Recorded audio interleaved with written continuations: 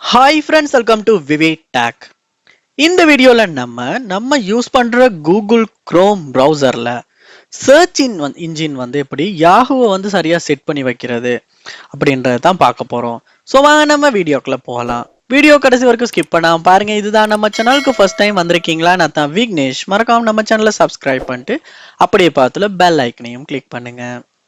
அதாவது நம்ம chrome browser open பண்ணி ஏதாவது சர்ச் பண்ணும்போது டிஃபால்ட்டாகவே குரோம் ப்ரௌசரில் வந்து சர்ச் இன்ஜினாக வந்து கூகுள் தான் இருக்கும். ஆனால் சம்டைம்ஸ் வந்து உங்களுக்கு குரோம் ப்ரௌசர்லையுமே யாஹூ வந்து சேஞ்ச் பண்ணி வச்சுக்கணும் சர்ச் இன்ஜினா அப்படின்ற ஒரு தேவை வரலாம். ஸோ இது எப்படி சேஞ்ச் பண்ணுறதுன்னா, முதல்ல குரோம் ப்ரௌசர் ஓப்பன் பண்ணுங்க.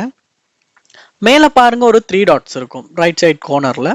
அதையுமே கிளிக் பண்ணி இதில் செட்டிங்ஸை கிளிக் பண்ணி செட்டிங்ஸ் உள்ள போங்க. இங்க நீங்க பேசிக்ஸ் அப்படின்றதுல பார்க்கலாம். முதல்ல உங்களுக்கு சர்ச் இன்ஜின் அப்படின்ற ஒரு ஆப்ஷன், அதையும் கிளிக் பண்ணுவீங்களா இருந்தா இங்க உங்களால பார்க்க முடியும் சர்ச் இன்ஜின். ஸோ யாஹூ கொடுத்துருக்காங்க, மைக்ரோசாஃப்ட் பிங்கும் கொடுத்துருக்காங்க. உங்களுக்கு கூகுள்ல இருந்து யாஹூக்கு சேஞ்ச் பண்ணிக்கணும்னா நீங்க இப்ப என்ன பண்ணணும்னா, இந்த இடத்துல யாஹூ அப்படின்றத செலக்ட் பண்ணணும்.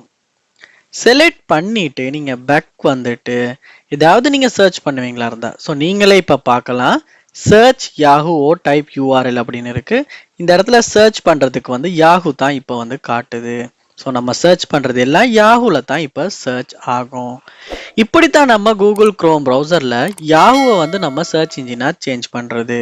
ஸோ இந்த வீடியோ உங்களுக்கு ரொம்ப யூஸ்ஃபுல்லா இருந்திருக்கும்னு நினைக்கிறேன். இது போல நிறைய வீடியோ பார்க்கணும்னா கண்டிப்பா நம்ம சேனலை சப்ஸ்கிரைப் பண்ணுங்க. அப்படியே பார்த்துல பெல் ஐக்கனையும் கிளிக் பண்ணுங்க. தேங்க்யூ.